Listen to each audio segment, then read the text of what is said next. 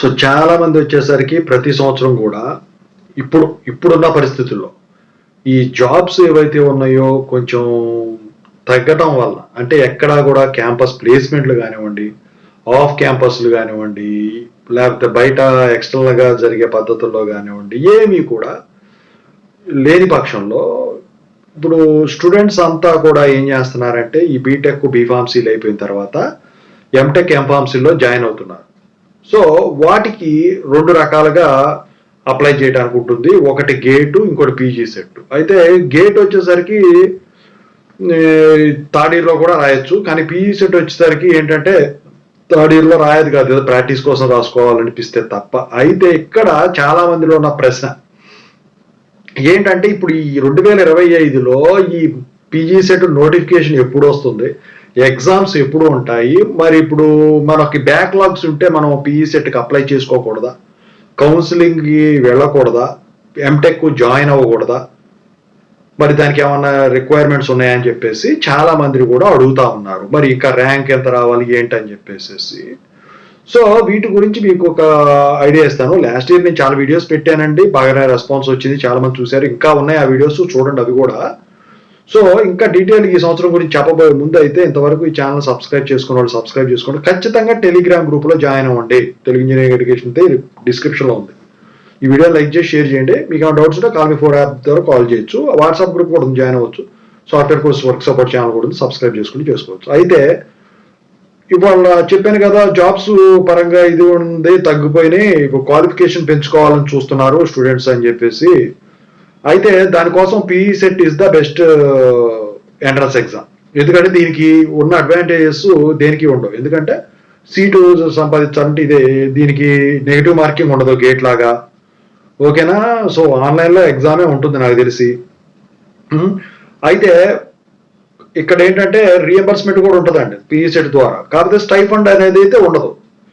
ఇక్కడ వచ్చేసరికి ఏంటంటే మీకు తెలుసుకోవాల్సింది ముందుగా ఈ సంవత్సరం అసలు ఎందుకు జాయిన్ అవ్వాలి, ఏ నోటిఫికేషన్ ఎప్పుడు వస్తే ఎగ్జామ్స్ ఎప్పుడు పెట్టేదానికి ఛాన్స్ ఉంటుంది. ఇంకా దాని గురించి చెప్పిన తర్వాత మిగతా చెప్తాను. అయితే ఏంటంటే జాబ్స్ బాగా టైట్గా ఉందండి బయట.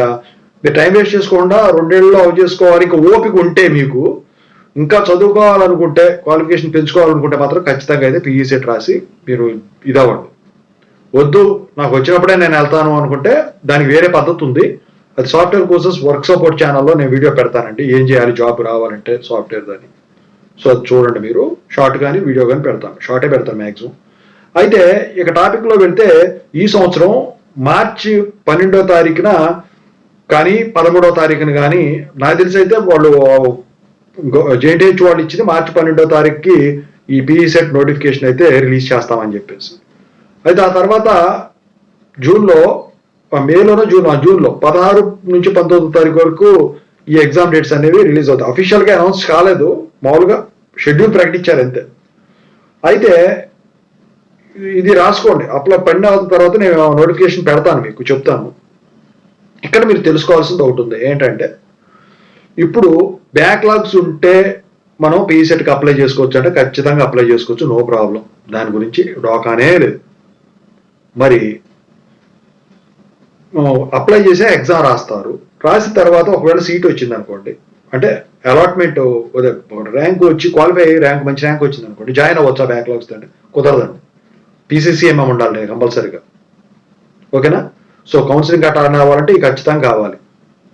సో దాని ప్రకారం మీరు చేసుకోండి, అప్లై చేసుకోండి రాసుకోండి. కానీ కౌన్సిలింగ్ ఈ రిజల్ట్ వచ్చినా కూడా ఈ కౌన్సిలింగ్ వచ్చే టైం కల్లా మీరు సబ్జెక్ట్ క్లియర్ చేసుకోండి, ఓకేనా. సో అప్పుడు మీరు గెయిన్ అవుతారు. అంతేగాని మళ్ళీ కౌన్సిలింగ్ అటెండ్ అవుదాం అని చెప్పేసి కాలేజీలో ఎట్లాగో సర్టిఫికెట్లు ఉన్నాయని చెప్పేసి దీని ప్రకారం మీరు కనుక చేసినట్టయితే మాత్రం మీరు దెబ్బ అయిపోతారు. ఎందుకంటే ఒకవేళ నిజంగా పొరపాటున ఎక్కడన్నా పల్లెటూళ్ళల్లో సర్టిఫికెట్ వెరిఫికేషన్ చేయకుండా కౌన్సిలింగ్ ఎలా చేశారు అనుకోండి, ఏదైనా ఇన్ఫ్లుయెన్స్ వల్ల మీరు ఇబ్బంది పడతారు. ఎందుకంటే అప్పుడు బ్యాక్లాగ్స్ అవ్వకపోతే ఎంటెక్ ఎలా జాయిన్ అవుతారు? ఇంక అక్కడ పీసీసీఎం సర్టిఫికెట్ వెరిఫికేషన్ ఉంటుంది, యూనివర్సిటీ వాళ్ళు జాయిన్ అయిన తర్వాత మీ అలాట్మెంట్ ఇదంతా కూడా ఇక్కడ చేసినా చెప్పినా అక్కడ సబ్మిట్ చూపించి ఇక్కడ తీసుకొచ్చి మళ్ళీ కాలేజీలో పెట్టుకోవాలి వాళ్ళు, ఓకేనా. సో దీని గురించి మీకు బెస్ట్ ర్యాంకులు ఎంత వస్తే యూనివర్సిటీల్లో అఫిలియేటెడ్ కాలేజ్ సీట్ రావాలి అంటే ఆల్రెడీ వీడియో చేశాను, అందుట్లో ఉంటాయి చూసుకోండి. లేకపోతే మొన్న జేఎన్టీయూ యూనివర్సిటీ అప్డేట్స్ ఛానల్ ఉంది కదా, దాంట్లో ఒక వీడియో ఇంగ్లీష్లో పెట్టానండి, దాంట్లో కూడా లేటెస్ట్ వీడియో చూసుకోవచ్చు అది మీరు. సో ఇక మీరు థర్డ్ ఇయర్లో వీళ్ళైతే రాయటానికి ఉండదండి, ఇది రాయొచ్చు ప్రాక్టీస్ కోసం, కానీ మీకు గేట్ లాగా వ్యాలిడిటీ ఉండదు. ఓకేనా? సో ఇది కూడా నార్మల్గానే ఎంట్రన్స్ ఎగ్జామ్ లాగే ఉంటుంది, నెగిటివ్ మార్కింగ్ ఇది ఉండదు, గేట్ లాగా నెగిటివ్ మార్కింగ్ ఉండదు మీకు. సో సెంట్రల్ గవర్నమెంట్ జాబ్స్ లాగా కూడా నెగిటివ్ మార్కింగ్ ఉండదు. సో మీరు ఏకదాటికి పెట్టుకున్నా కూడా మీకు బాగానే మార్కులు అయితే రావడానికి ఉంటుంది, ప్రాబ్లం ఏముండదు. క్వాలిఫై ఒక రోజున అవుతుంది. ఇంకోటి ఏంటంటే అడ్వాంటేజ్ మీకు ఆంధ్ర తెలంగాణ డివైడ్ అయిపోయిన తర్వాత ఇటు రియంబర్స్మెంట్ ఆంధ్ర వాళ్ళకి నిలిపేయటం వల్ల కౌన్సిలింగ్లో అయితే నాకు తెలిసి సీట్ వచ్చినా వాళ్ళు ఫీజు కట్టుకోవాల్సి ఉంటుంది. ఏదైనా కాంపిటీషన్ మీకు తగ్గుద్దండి, సీట్ అయితే ఫ్రీగా అలాట్ అయిపోద్ది మీకు చాలా మందికి కూడా. సో అందుకనే మీరు ఖాళీ కూర్చోకుండా టైంపాస్ చేసుకోవాలంటే చదువు అనేది అన్ని టైంలో చదివేది కాదు, వయసు పెరిగితే ఓపిక ఉండదు. సో ఖాళీగా కూర్చోకుండా చేసుకోవాలి, క్వాలిఫికేషన్ తెచ్చుకోవాలనుకుంటే మీరు ఖచ్చితంగా అయితే ఇది పీఈ సెట్ రాసుకోవడం మంచిది. దీనికి ఏమైనా కోచింగ్ తీసుకోవాలా అంటే కోచింగ్ ఏం అవసరం లేదంటే నాకు తెలిసి మీరు జెన్కోకి ఒకటి తీసుకుంటే ఆ కోచింగ్ సరిపోద్ది. లేదు అసలేం ప్రిపేర్ కాలేదు అనుకుంటే జేబీ గుప్తా బుక్ ఒకటి ఉంటుందండి, గేట్ బుక్. సో అది కానీ ఇంకేదన్నా కానీ ఇంకా ఉన్నాయిలేండి, చాలా బుక్స్ ఉన్నాయి కానీ జేబీ గుప్తా అయితే కొంచెం బాగుంటుంది.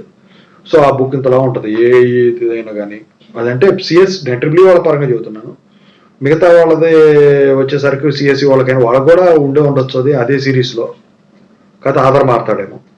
సో దాని ప్రకారం మీరు ఆ బుక్ చదువుకున్నట్టయితే మీకు ఈజీగా ఉంటుంది. ఇందులో అంటే ఒకటి మ్యాథ్స్ ఉంటుందండి, మీ కోర్ సబ్జెక్టులు ఉంటాయండి. అయితే ఇంకా చాలా మంది అడుగుతున్నారు బీటెక్లో ట్రిపుల్ కానీ మెకానికల్ కానీ వేరే గ్రూప్ చేసి ఎంటెక్లో సిఎస్సి ఇలాంటివి తీసుకోవచ్చు అంటే తీసుకోవచ్చు, ప్రాబ్లం ఏం లేదు.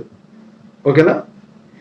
ఇక కాకపోతే సిఎస్సి తీసుకొని బీటెక్లో ఎంటెక్ ట్రిపుల్ ఈసీ ఇలాంటివి తీసుకోవాలంటే కొంచెం కష్టతరం ఉంటుంది. క్వాలిఫికేషన్ ఏదైనా పెట్టుకోవచ్చు, పెద్ద ప్రాబ్లం అనేది. ఎందుకంటే ఇవాళ రోజున వీళ్ళు ఎన్పిటిఎల్ కోర్సులో ట్రిపుల్ వాళ్ళు అయినా మెకానికల్ వాళ్ళ కోసం సిఎస్సిలో ఎన్పిటిఎల్ కోర్సులు తెచ్చారు వీళ్ళు. సో ఆ సర్టిఫికేట్ ప్రొడ్యూస్ చేస్తే ఆ బ్రాంచ్లోనే ఫ్యాకల్టీకి వీళ్ళు పోస్టులు ఇస్తున్నారు.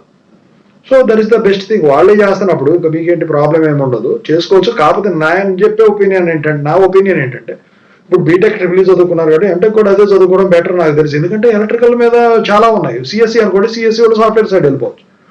సో బాగానే ఉందండి. బయట మీరు అనుకున్నట్టయితే ఇప్పుడు ఎవరికి ప్రైవేట్ కంపెనీ ఎలక్ట్రికల్ చాలా స్టూడెంట్స్ చాలా మందికి వచ్చినాయి కూడా. Okay, anyway wish all the best. Notification పడిన తర్వాత అప్డేట్ ఇస్తాను. Thank you.